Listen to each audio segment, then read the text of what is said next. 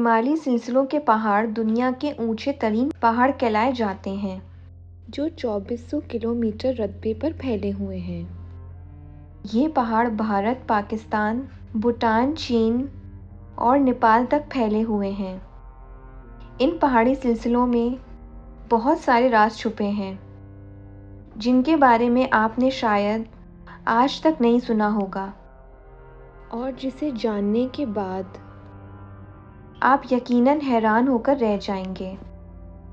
इन पहाड़ों में सैकड़ों जंगलात, नदियाँ, झीलें, इंसानी ढांचे, खतरनाक समंदर और खुशकी पर रहने वाले जानवर पाए जाते हैं, जिनमें दिल दहला देने वाले मगरमच्छ और हिमालयन व्हेल भी शामिल है। इन्हीं गैर मामूली और अजीबोगरीब चीज़ों में एक नाम येटी का है। येटी का सबसे पहला जिक्र तारीख में तब मिलता है जब सिकंदर आज़म ने हिंदुस्तान के शुमाली इलाकों पर हमला किया था। कहते हैं उसने येटी के किस्से कहानी सुन रखे थे, लिहाजा वो येटी को देखना चाहता था। लेकिन मकामी लोगों ने उसे बताया कि येटी सिर्फ बर्फीले मकाम पर रहते हैं और गर्म आबो हवा में कभी नहीं आते। लिहाजा अलेक्जेंडर येटी को ना देख सका। तिब्बत, चीन, नेपाल और शुमाली हिंदुस्तान के सभी कबीलों और कल्चर्स में येटी का जिक्र मिलता है, जिसे वो अलग अलग नामों से पुकारते हैं। सभी कल्चर्स में उन्हें एक ऐसा मखलूक बताया जाता है जिनकी लंबाई इंसानों से ज़्यादा होती है। ये पहाड़ी इलाकों में रहने वाले जानवरों का शिकार करते हैं और ये रातों को खतरनाक भेड़िए जैसी आवाज़ें निकालते हैं, जो दिल दहला देने वाली होती हैं। तिब्बत की कदीम किताबों में दो तरह की येटी का जिक्र मिलता है।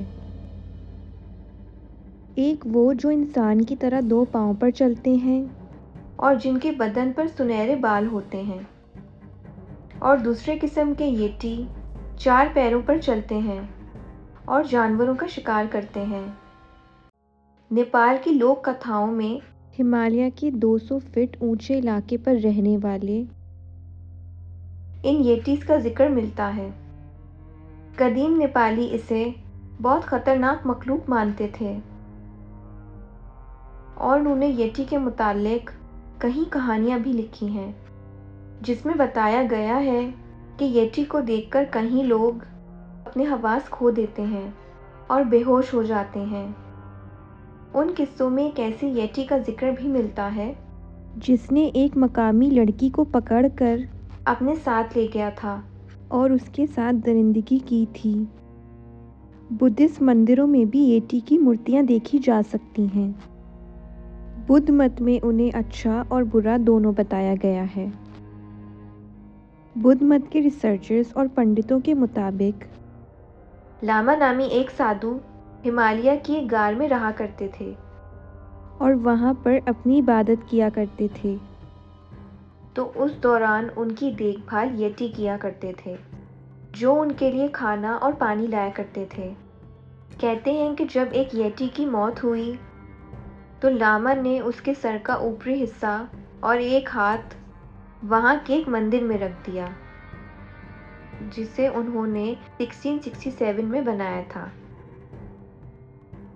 येटी के वो बकियात सन 1837 ईस्वी तक उसी मंदिर में रखे थे, जिसकी हिफाजत वहाँ के बुद्धिस्ट मॉन्क्स किया करते थे। वैसे तो हिमालय सिलसिले में माउंट एवरेस्ट सबसे ऊंची चोटी है, लेकिन हिमालय के पहाड़ी सिलसिलों में एक ऐसा पहाड़ भी पाया जाता है जो माउंट एवरेस्ट से कम ऊंचा है। लेकिन हैरानी की बात यह है कि इस चोटी तक आज तक कोई नहीं पहुंच सका। ये भूटान का गैंकर प्यूजुम नामी एक पुरस्कार पहाड़ है। भूटान के मुकामी लोगों का ये मानना है कि इस पहाड़ में जिन्नों और आसेब का साया है।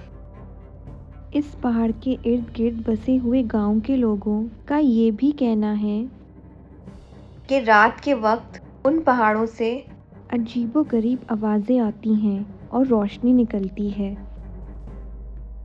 येटी की मकबूलियत चर्चों की वजह से साल 1951 इसे तलाश करने की एक मुहिम चलाई गई थी, जिसे एरिक शिफ्टम नामी एक शख्स हैंडल कर रहे थे। उस मुहिम में 2000 फीट पर एक खोपड़ी और पैरों के निशान मिले थे, जिसे रिसर्चर्स ने येटी के फुटप्रिंट्स करार दिए थे। इसी तरह साल 2009 में जोशुआ गेट्स और उनकी टीम को येटी के पैरों के निशानात और कुछ बाल मिले थे, जहां वो फुटप्रिंट्स 13 फीट लंबे थे। वहीं बालों की उस डीएनए रिपोर्ट ने सबको हैरान कर दिया, क्योंकि रिसर्चर का ये कहना था कि ये डीएनए कैसे इंसान का है जिसे आज तक हमने नहीं देखा। 19 अप्रैल 2020 को इंडियन आर्मी ने अपनी एक ट्वीट में बताया कि यहाँ एक बेस कैंप के पास बड़े बड़े कदमों के निशान देखे गए हैं, जो किसी देवकामत मखलूक के हैं। इंडियन आर्मी के मुताबिक उन्होंने कई दिनों तक इन बड़े बड़े पैरों के निशानों पर तहकीक की और ट्विटर के ज़रिए लोगों को इससे आगाह किया। कई हिमालयन हाइकर्स ये भी दावा करते हैं कि उन्होंने येटी को अपनी आंखों से देखा है, जबकि इंटरनेट पर आज भी कहीं ऐसे फुटेज मौजूद हैं जिन्हें माउंटेन क्लाइंबिंग के दौरान बनाया गया और उनमें इत्तेफाकन येटी के झलक देखे गए। बहरहाल, कई रिसर्चर्स का ये मानना है कि येटी वो मखलूक है जो दुनिया के इस लंबे सफ़र में कहीं बीच में छूट गई। ये लोग सोसाइटी में नहीं रहते और इनकी तादाद आज बहुत कम रह चुकी है। ये लोग कई मामले में इंसानों से ज़्यादा ज़हीन होते हैं, खुसूसन उन्हें हिमालय में पाए जाने वाले जड़ी बूटियों का सही इस्तेमाल बहुत अच्छी तरह से आता है। येटी आज भी हिमालय के गारों और चोटियों में मौजूद है या नहीं, ये आज भी एक बड़ा सवाल है। लेकिन मकामी लोगों के दावे और मिलने वाले फुटप्रिंट्स से येटी के वजूद से इनकार नहीं किया जा सकता।